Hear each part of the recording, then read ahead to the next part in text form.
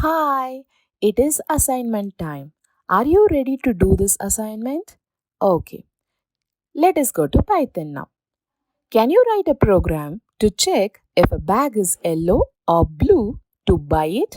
Else, you're not going to buy it. Okay, first create a variable to store the color of the bag. Let us name the variable as color and give the value yellow. And because it is a string variable, don't forget to give it in quotes. Next, it is time to write the conditions. Here we have only two conditions.